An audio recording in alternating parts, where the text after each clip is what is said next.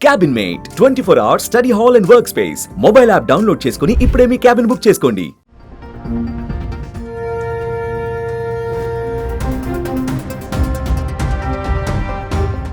భారత రక్షణ రంగాన్ని మరింత బలపరుచుకుంటుంది. భారత నౌకాదళంలోకి అధునాతన రాఫెలియం యుద్ధ విమానాలు రానున్నాయి. ఫ్రాన్స్తో భారీ ఒప్పందం కుదుర్చుకుంది. మొత్తం 26 రాఫెలియం విమానాల్లో 22 సింగిల్ సీటర్ జెట్లున్నాయి. ఈ అత్యాధునిక యుద్ధ విమానాలు భారత రక్షణ అమ్ముల పొదిలో చేరితే ఇక పాక్కి చుక్కలే అంటున్నారు.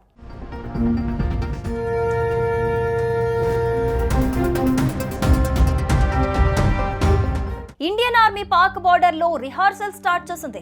రాజస్థాన్ లో యుద్ధ విన్యాసాలు నిర్వహించిన సైన్యం అత్యంత అప్రమత్తంగా ఉంది. సౌత్ కాశ్మీర్ ఎల్ఓసి చుట్టూ Victor force, Rashtriya rifles, para special forces లాంటి స్పెషల్ టీమ్స్ మాటు వేసుకుని కూర్చున్నాయి. ఇవి చీమని కూడా బోర్డర్ దాటనివ్వవు.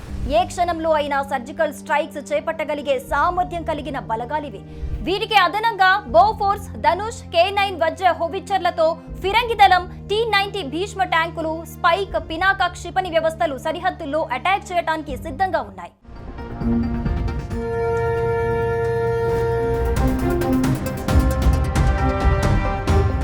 భారత నౌకాదళం అమ్ముల పొదిలో ఇంకా భారీ యుద్ధ విమానాలు వచ్చి చేరనున్నాయి. 64,000 కోట్ల ఖర్చుతో ఫ్రాన్స్ నుంచి రాఫెల్ మెరైన్ జెట్ ఫైటర్ల కొనుగోలు చేస్తోంది భారత్. విమాన వాహక నౌకలు ఐఎన్ఎస్ విక్రమాదిత్య, ఐఎన్ఎస్ విక్రాంత్లపై ప్రస్తుతం ఉన్న MiG-29K ఫైటర్ స్థానంలో రాఫెల్ M ఫైటర్లు రానున్నాయి. ఇవి నౌకాదళ అవసరాల కోసం రూపొందించిన ది స్టాల్ రాఫెల్ ఫైటర్ జెట్లు. 9.5 టన్నుల ఆయుధాలు, చమురు ట్యాంకర్లను తీసుకెళ్లడానికి వీటిని ప్రత్యేకంగా రూపకల్పన చేశారు. భారత్, ఫ్రాన్స్ నడుమ ప్రభుత్వాల స్థాయిలో కొనుగోలు ఒప్పందం చేసుకుంది. ఇది ఖరారైతే ఫ్రాన్స్ తర్వాత అటు వాయుసేనకు, ఇటు నౌకాదళానికి ఒకే రకమైన యుద్ధ విమానాలు ఉన్న దేశంగా భారత్ మారుతుంది. గగనతలం, సముద్రతలంపై ఆధిపత్యానికి ఇది తోడ్పడుతుంది. రాబోతున్న 26 మెరైన్ ఫైటర్లలో 22 సింగిల్ సీటర్లు కాగా 4 డబుల్ సీటర్లు. ఒప్పందం కుదిరిన 5 ఏళ్లలో సరఫరా ప్రారంభమవుతుంది.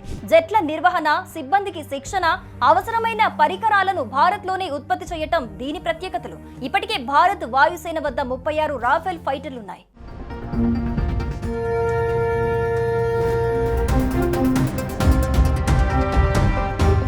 గతంలో 2019 బాలకోట్ దాడుల తర్వాత భారత వాయుసేన తన సామర్థ్యాన్ని పెంచుకోవటానికి ఫ్రాన్స్ నుండి 36 రాఫెల్ యుద్ధ విమానాలను అత్యవసరంగా కొనుగోలు చేసింది. ప్రస్తుతం ఈ విమానాలు పాకిస్తాన్, చైనాల బోర్డర్ల వద్ద కీలక వాయు స్థావరాలలో మోహరించి ఉన్నాయి. ఇవి పాక్ కవ్వింపు చర్యలను భారత సైన్యం సమర్థవంతంగా తిప్పికొడుతోంది. నౌకాదళానికి కూడా రాఫెల్ M జెట్లను సమకూర్చుకోవటం భారత్ యొక్క మొత్తం రక్షణ వ్యవస్థను మరింత స్ట్రాంగ్ చేస్తోంది. పాకిస్తాన్ వైపు నుంచి వచ్చే ఎలాంటి టార్గెట్లనైనా ధీటుగా ఎదుర్కోవటానికి, తన వ్యూహాత్మక ప్రయోజనాలను కాపాడుకోవటానికి ఫ్రాన్స్ తో చేసుకున్న రాఫెల్ M యుద్ధ విమానాల డీల్ చాలా ఉపయోగపడుతుంది. ఈ రాఫెల్ M యుద్ధ విమానాల డెలివరీ 2028-29 నాటికి ప్రారంభమై 2031-32 నాటికి పూర్తి కావచ్చు.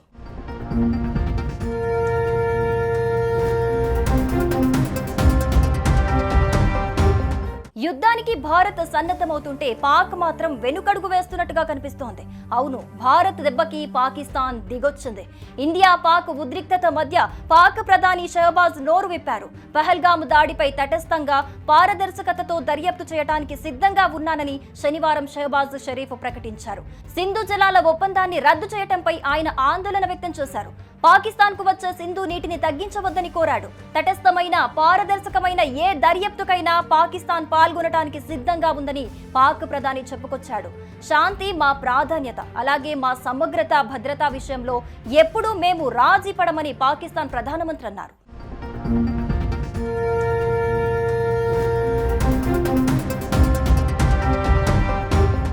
సుమన్ టీవీలో మీ పర్సనల్ అండ్ బిజినెస్ ప్రమోషన్స్ కోసం కింది నెంబర్కి కాంటాక్ట్ చేయండి.